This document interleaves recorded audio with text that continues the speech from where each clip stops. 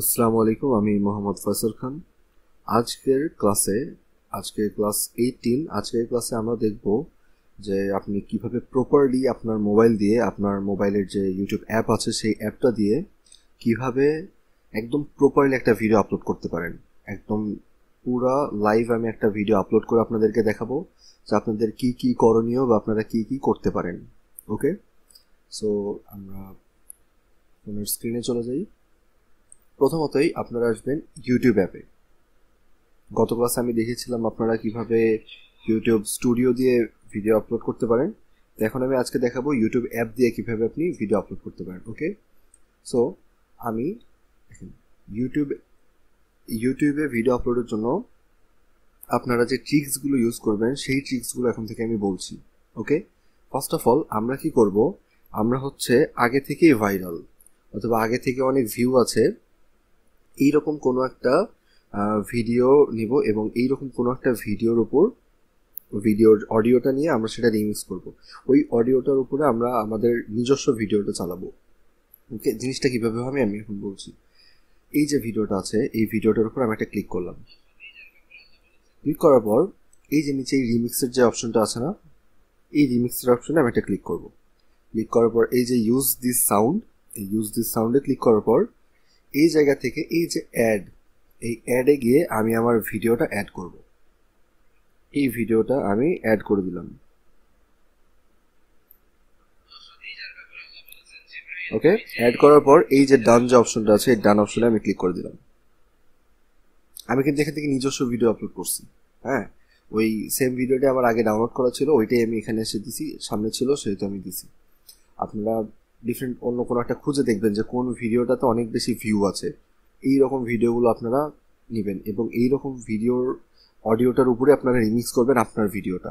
ওকে, এরপর এখান থেকে এই ডান ক্লিক করার পর যে আসছে এই টিকটা ক্লিক করে দিলেই এবার দেখেন কি হবে, এরকম একটা ইন্টারফেস আসলো। এটার উপরে এই যে যেই অপশনটা দেখতে পাচ্ছেন এখানে যদি আপনারা ক্লিক করেন, ক্লিক করার পর দেখেন ইয়োর অডিওটা আপনারা বাড়াই দিবেন অ্যান্ড এটা কমাই দিবেন একদম। ওকে, কমাই দেওয়ার পর এখান থেকে আমি ওকে করে দিলাম, টিক দিয়ে দিলাম। এরপর নেক্সটে ক্লিক করে দিলাম।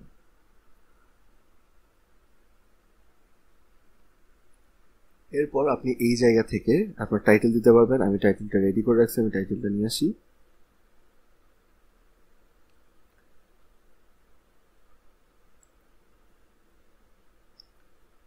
এখন দেখেন টাইটেলে আমি কি করছি, আমি এই জায়গায় কিন্তু মা খাদিজাকে নিয়ে আল্লাহ কি বলেছেন এখানে এমন একটা মানে টাইটেল ইউজ করার চেষ্টা করছে সেটা যেটা অলরেডি মানে মানুষকে হুক করার জন্য অনেকটা এনাফ। হ্যাঁ, মানুষ যদি এটা দেখে মা খাদিজাকে নিয়ে আল্লাহ কি বলেছেন কোয়েশ্চেন মার্ক, মানুষের মনে অলরেডি একটা চলে আসবে যে আমি এটা দেখি একটু কি আসলে বলেছে এরকম। এরপর দেখেন এই টাইটেলটা তো গেল, টাইটেলটা কি নিয়ে, এই ভিডিওটার উপরে কিন্তু বেস্ট টাইটেল কিন্তু আমি এমনি একটা দিইনি। মনে করেন এখানে মা খাদিজাকে নিয়ে কথা হচ্ছে জন্যই কিন্তু তাকে নিয়ে আমি এই জায়গায় এই টাইটেলটা দিয়েছি। আমি কিন্তু এখানে অন্য কিছু দিইনি যে নদীর মাছ কেন মরে যাচ্ছে। ওকে, আমার যেটা ভিডিও সেই রিলেটেড টাইটেল আমি এখানে দিছি। দেওয়ার পর এরপর আমি দেখেন বক্তার নাম যেটা সেটা দিয়েছি মিজানুর রহমান ওয়াজ।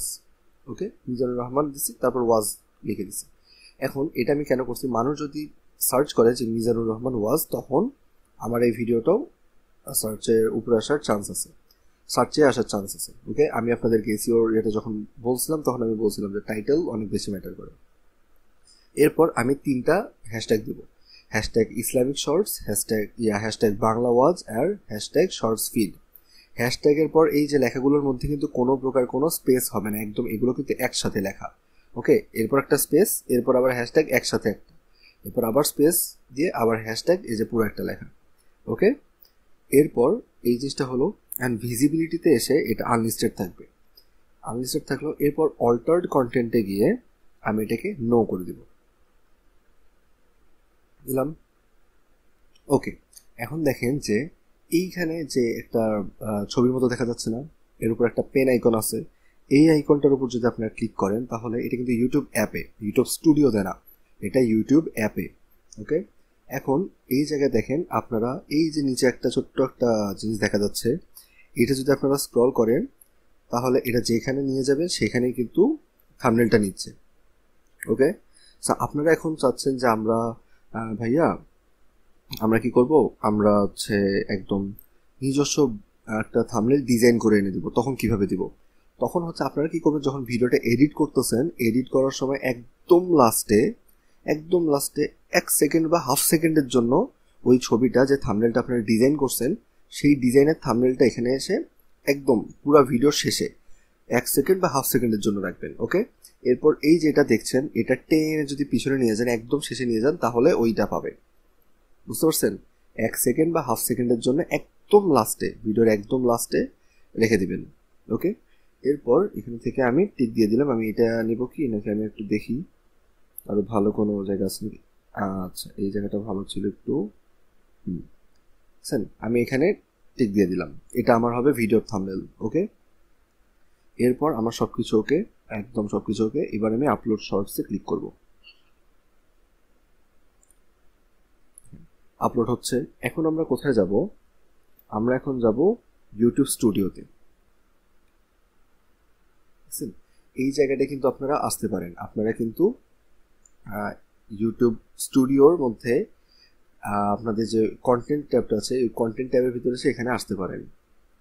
আচ্ছা, আমরা এইখানে আসলাম। এসে এখন আমরা কি করব, এই যে আমাদের টাইটেলটা, এই পুরো টাইটেলটা আমরা একবার কপি করব। কপি করছি।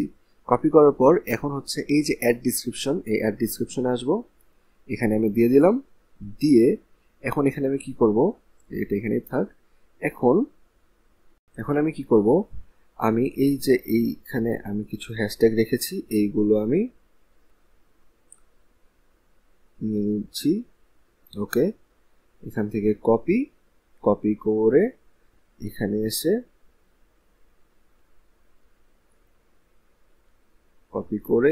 এসে পেস্ট, এই যে ডেসক্রিপশনে পেস্ট করে দিলাম। এখন আমি দেখব যে আমার এই ভিডিওটা মেনলি কার, মিজানুর রহমান। ওকে, সো ওনাকে ছাড়া আর কোনো কারো নাম আছে কিনা, যদি তার নাম থাকে তাহলে তার নাম বাদ দিব।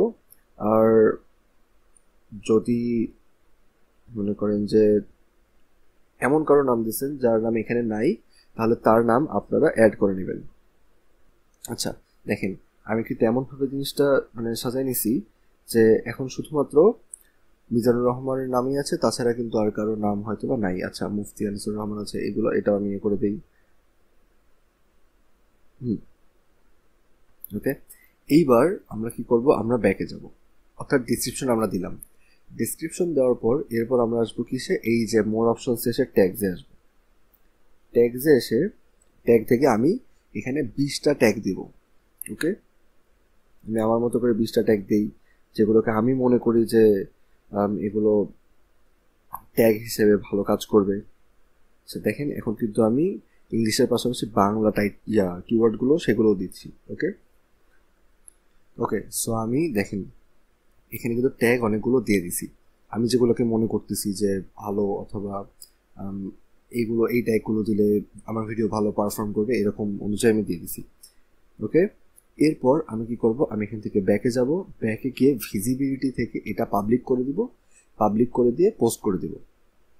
কিন্তু আপনারা এখানে যদি দেখেন এখন বাজে রাত 1:42, এটা কি আমাদের টাইম স্কেজুলের মধ্যে পড়ে? আমি কিন্তু আপনাদের ভিডিওটা রেকর্ড করার জন্য এখন এটা দেখাচ্ছি।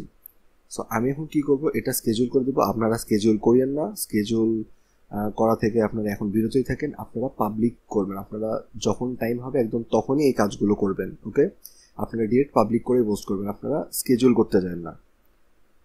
আমি স্কেজুল করে দিই। ওকে, 18 তারিখ স্কেজুল করব আমি, এটা 2টা। ওকে, 2টা না, আমি 14টা, অর্থাৎ দুপুর 2:20। ওকে, এরপর এটা আমি কি করব, দেখেন স্কেজুল হয়ে গেছে আমার। আপনারা আবার বলছি, আপনারা স্কেজুল করবেন না, এটা করা যাবে না, আপনারা স্কেজুল করবেন না। ওকে, সেভে দিয়ে দিলাম। এইভাবেই আপনারা আপনাদের মোবাইল দিয়ে, আপনাদের স্মার্টফোন দিয়ে একদম প্রপারলি একটা ভিডিও আপনারা আপলোড করতে পারবেন। ওকে, আজকের ক্লাস এই পর্যন্তই। Thank you.